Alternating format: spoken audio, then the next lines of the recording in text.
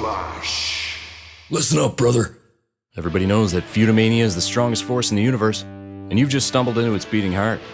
Iconoclash, the Thunderdome of throwdowns, where we swim in oceans of spray tan and shave our buddies' backs over a few cases of Old Milwaukee.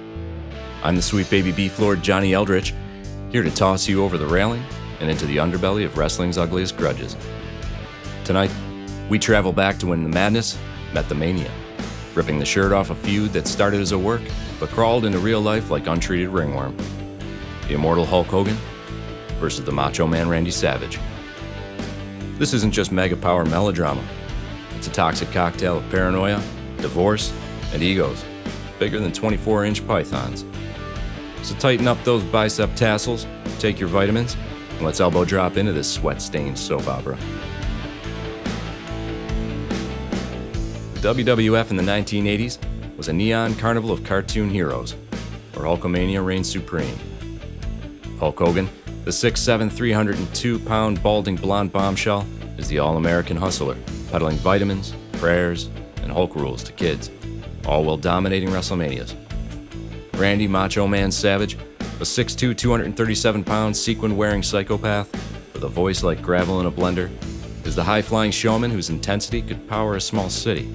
These two superstars teamed up as the Mega Powers in 1987, with Savage's wife and manager Miss Elizabeth as the glamorous glue.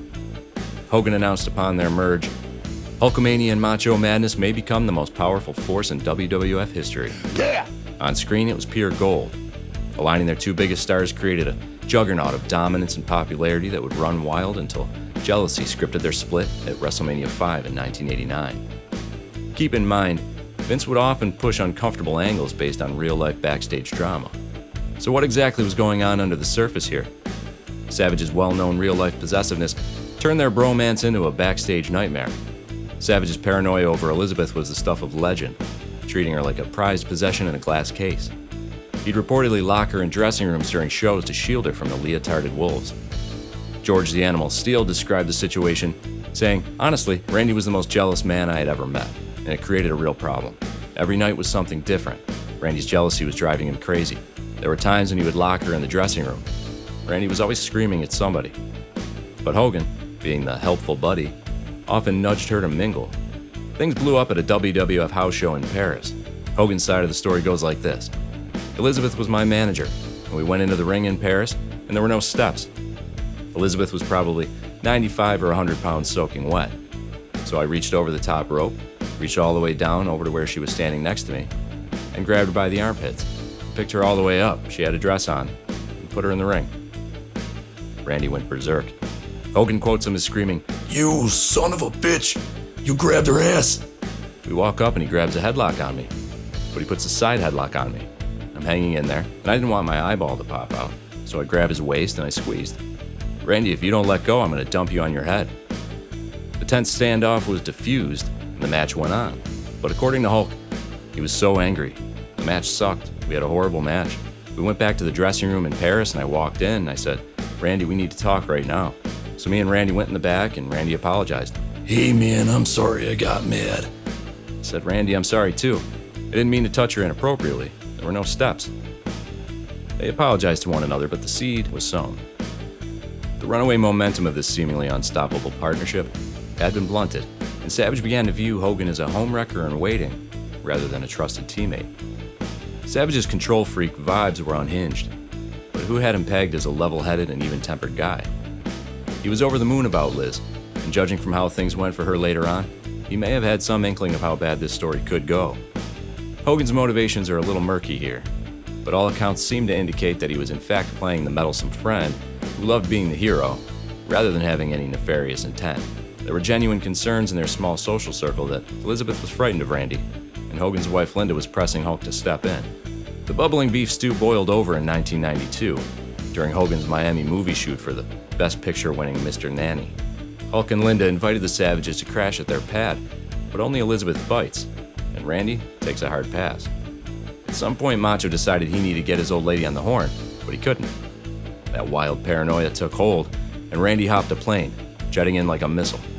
He stormed into Linda Hogan's bedroom and jumped onto the bed where Linda slept, yelling, "Where's Elizabeth?" This led to a confrontation between the Mega Powers. According to Hogan, Liz had been out by the pool with her boyfriend just 20 minutes before Macho showed up. The boyfriend Doink the Clown claims was a friend of Hogan's. Still, Hogan led Macho to Liz and hightailed it out of there before. About 20 minutes later, there must have been 40 police cars there. Elizabeth bolts home and chair-shots Savage with divorce papers, blaming irreconcilable differences amid whispers of his isolation tactics, like keeping her locked up at home. Savage points the finger at the Hogans, ranting that they brainwashed her into leaving. Hulk Hogan, I hate you. Next time we see Hogan, WrestleMania 9, he's sporting a Shiner some claim came courtesy of Randy. The divorce severed their friendship as well, with Savage stewing over Hogan's interference for years. He recalled, The honesty and friendship weren't there. And possibly it never was. I was fooled. at perhaps a particularly difficult time in their relationship, Macho gave his perspective on the duo. We've been acquaintances at best, never been best friends, never been friends, just a business type thing on the television.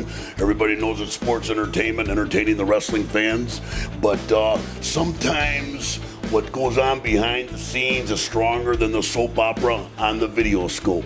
And that's what happened with me and Hulk Hogan. Nobody wants to hear about all that gaga, man. Eternally trying to escape Hogan's shadow, and after jumping to WCW in the 90s, their paths wove in and out with lingering venom. Hogan viewed it like this. Sadly, in his later years, Randy got wacky and crazy and bipolar. He accused me of everything. When his wife left him, when he got divorced, when he lost his job, he blamed me for it all. By 2003, Savage drops his now infamous rap album, Be a Man, with the title track roasting Hogan as a coward for ducking a charity pay-per-view fight Savage pitched for kids' hospitals. Hogan claimed Macho was just using the whole thing as a way to dodge a tax bill. Even in TNA Wrestling in 2004, Savage noped out of events when Hogan crashed the party uninvited. The Universal Studios encounter had Savage hurling insults and Hogan barking for a fight, but Macho walked away from a full-on throwdown. Fate threw the former friends a curveball in 2011, just a month before Savage's heart attack-induced car crash death on May 20th of that year. They bumped into each other at a Tampa cardiologist's office, where Savage had taken his mother to an appointment, and a nurse surprisingly informed him, Hulk Hogan is here. Savage made straight for Hogan, with Hulk recalling, all of a sudden the door opened and in came Randy. It freaked me out and scared me to death. He goes, Hey, brother, what's up, Hogan? He had that gleam in his eye and he looked really healthy. He gained his weight back and he had a wedding ring on. I said, hey, Mach, what's up with the ring? He said, Yeah, I just married my childhood sweetheart, yeah. According to Randy's brother Lanny, the two hugged it out, and all was forgiven. They'd been down a long and winding road, and matured heads prevailed. Today, some label Savage a toxic abuser. Others slam Hogan as a self-serving spotlight hog, among other things. Sure, Savage's jealousy certainly crossed the line into obsession, and Hogan's brotherly meddling might have done more harm than good. Unfortunately, Elizabeth, caught in the crossfire, was the most dire victim of the drama.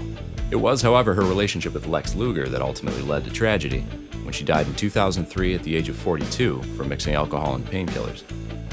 And Lex doesn't shy away from the blame, stating, I was living a lifestyle back then that involved a lot of drugs, alcohol. There was a lot of collateral damage from that to my family, my friends, and those closest to me, including Elizabeth. I take a lot of responsibility for what happened.